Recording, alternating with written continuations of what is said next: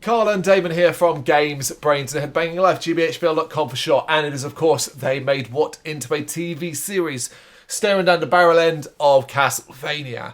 Season 4, episode 5, Back in the World, and as per usual, can you repeat it? Directed by Sam Dietz and written by Warren Ellis. There we go. He's learning. He's getting it. Because your memory's shit. So well done. You getting there. The fact that it's been the same people and so on. Which always helps. Yes, absolutely. We begin looking upon the aftermath of the Battle of Dyneste. Alucard, Greta, and Saint Germain start to escort the villagers out of their particular village, seemingly give up on it. Being assaulted by night creatures, not going to be able to save it. So go somewhere safer, which is, of course, Alucard's castle, Dracula's castle. As they head through a thick forest, the others question Alucard's decision to do this at night, which I thought was a good one. Yep. What did you... Actually, here's a good point. What do you make of Greta and Alucard's...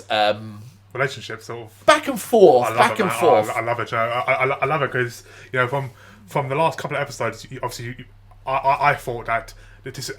Alucard's he's gonna go fucking mental. You know, he's just killed those two people who he finally trusted new people, and they broke his trust. Yep. So I thought that this could be the breaking of him, but she seems to bring out his humanity.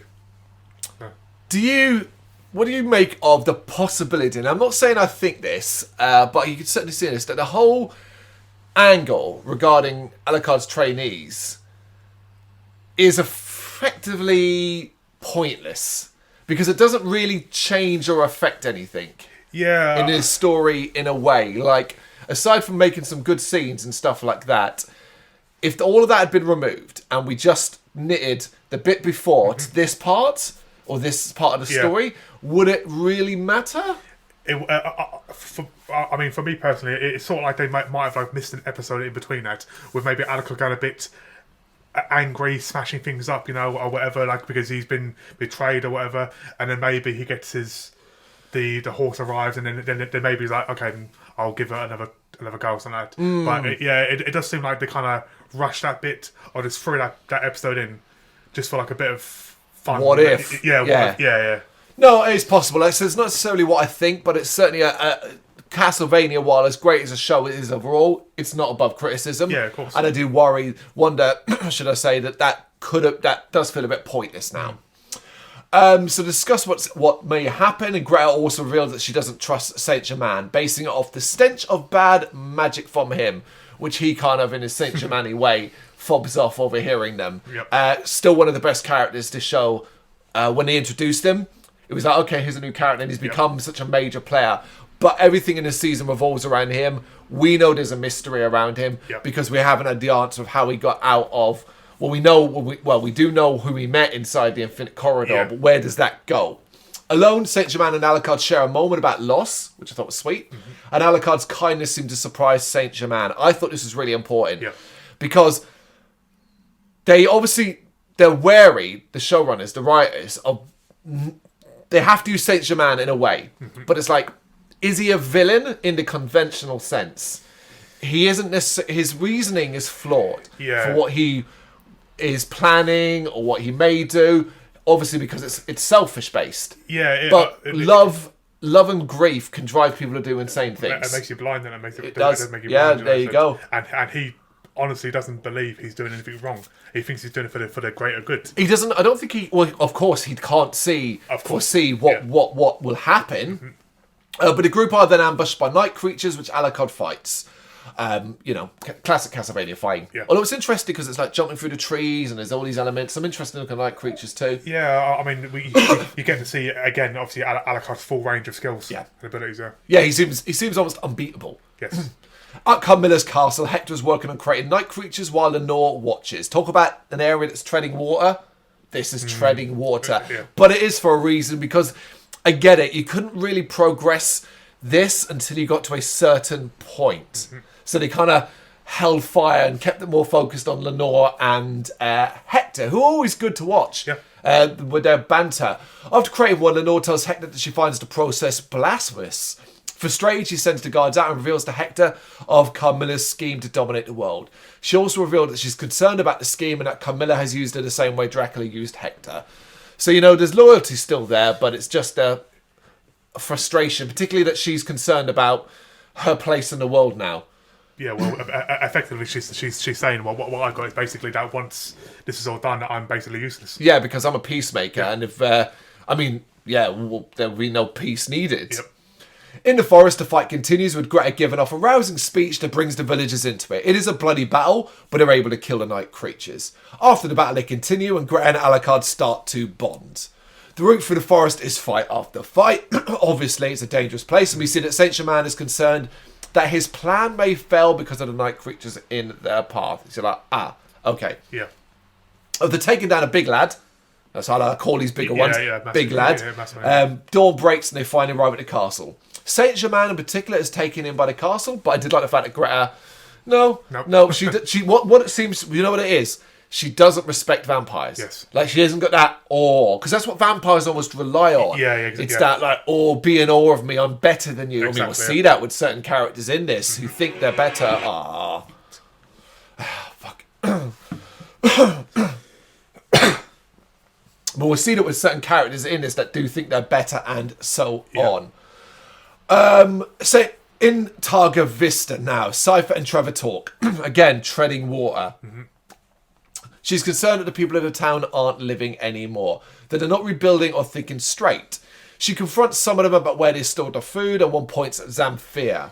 Yeah, see, this whole section here, although, as I said, it's not above criticism, but this whole section here for me was sort of like very slow. It's like, and it was very, very convenient. I won't say it until we get to the point, but for me, it's very, very convenient how they find the catacombs, and yeah, but I'll get to it when we get to it. There is convenience, you're absolutely right, but but sometimes you just kind of have to do it. You have to do it, yeah, of course. But also, in regards to a certain thing that will come in later episodes, a certain weapon, it's a video game. Yeah. There is that. No, I love the weapon. I love the weapon, it's cool. But while I do agree with you, it's slow moving, I love the idea that this Targa Vista is where it all began. Yes. But also, it's a great example of how the vampires and what Dracula has done has infected the world. Yeah. If people are giving up, and can't, like I said, aren't surviving or even trying to rebuild towns anymore because what's the point? Yep. Then it's over. Mm-hmm. You're not living anymore. So I did like that idea. Yeah, definitely. Cypher, seeing that Zamfir is taking food from the already starved townsfolk to keep the people of the underground court fed, gets angry. And confronting her, Cypher demands that the town be rebuilt and made safe for the night creature. And Zamfir agrees. Interesting, Zamfir always makes it seem like it was her idea as well. Yeah. Trevor watches, impressed, before wondering aloud about the underground court and the possibility of deep catacombs. And he wonders, is that where the vampires are actually hiding? Like, they keep coming here, so are they actually here already? Yeah. Which always good idea. Yep. Before he got any further with his thoughts, though, a night creature erupts from the ground. I guess I was kind of proving his point. Yeah. And attacks. It attacks Zamfir, planting some sort of magical device in the back of her neck before Cypher kills it. Seemingly this thing, I guess, when it connects to your body, almost becomes invisible to you and you don't feel it or, Yeah, I thought it was like some sort of like it was going to control her, but it's not. It's like a tracking device. It's a tracking device. Yeah. It's a tracking beacon, effectively. Yeah. That's what it is, exactly that. Finally, because we are checking in on everybody in this episode, at a magician's city, Isaac commands his night creatures and reveals that his new plan is conquest and orders them to move through the mirror and attack Carmilla's castle. He orders them to destroy everyone except for Hector, whom he plans to kill himself. Great ending scene because you're like, the next episode's important. It's going to be massive. It's going to be an important one. Although there was a thought, it was like, I hope you start the next episode off where it's just like Trevor and Cypher walking around Targa Vista again, This is a slow episode in the sense that it's just moving. Think of it like chess. Here's our pawns and our kings and queens. Mm-hmm. Our kings and queens and knights and all that are our big characters. Yeah. We're moving everybody into position now to do what they need to do. So we've moved Trevor and Cypher closer to the underground court. Yep. We've moved Alucard, Greta, Saint Germain to Dracula's castle. Yep.